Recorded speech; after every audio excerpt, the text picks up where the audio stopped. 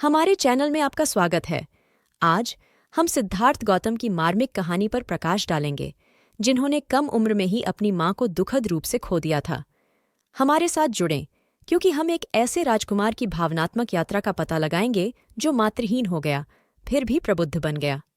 आइए, विश्व के महानतम आध्यात्मिक गुरु में से एक के जीवन पर मातृ प्रेम और हानि के गहरे प्रभाव को उजागर करें। जब पुत्र का जन्म हुआ तो शुद्धोदन और उसके परिवार ने पुत्र के जन्म का उत्सव बड़ी धूमधाम से मनाया। नियमानुसार उस समय शुद्धोदन राजा के पद पर आसीन था, इसलिए शिशु का नाम युवराज रखा गया। जैसे ही बच्चा 5 दिन का हुआ, उसका नामकरण संस्कार किया गया। चूंकि उनकी पुत्र प्राप्ति की इच्छा पूरी हुई, इसलिए उनका नाम सिद्धार्थ रखा गया। चूंकि वे गौतम गोत्र के थे, इसलिए उन्हें सिद्धार्थ गौतम के नाम से जाना जाने लगा। महामाया अपने पुत्र के जन्म के समय से ही जंगल की ठंडी हवा, खुले में प्रसव, ठंडे पानी का प्रयोग और ऊर्ध्वाधर प्रसव के दौरान शरीर में होने वाले खिंचाव के कारण बीमार थी। जब नामकरण समारोह चल रहा था, तब उसकी बीमारी बिगड़ गई। राजवैद्य दौड़े आए। उन्होंने जांच की और दवा दी, लेकिन इससे कोई फायदा नहीं हुआ। राजा शुद्धोदन महाप्रजापति गौतमी दुहक के सागर में डूब गए। राज परिवार और प्रजा दुखी थी।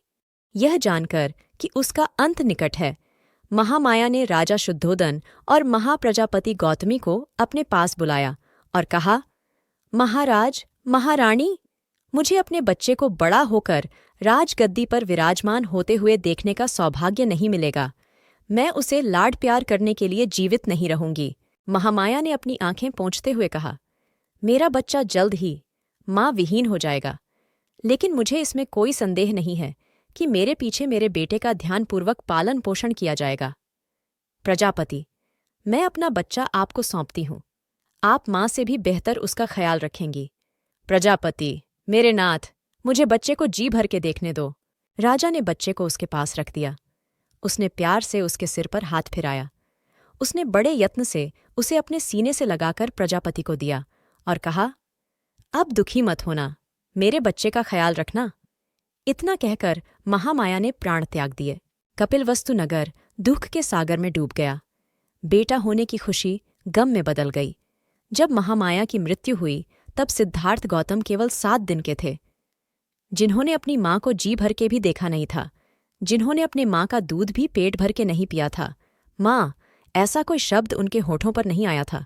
इस प्रकार सिद्धार्थ गौतम अपनी मां के प्यार से वंचित हो गए, मातृहीन हो गए, मातृहीन हो गए, मातृहीन हो गए।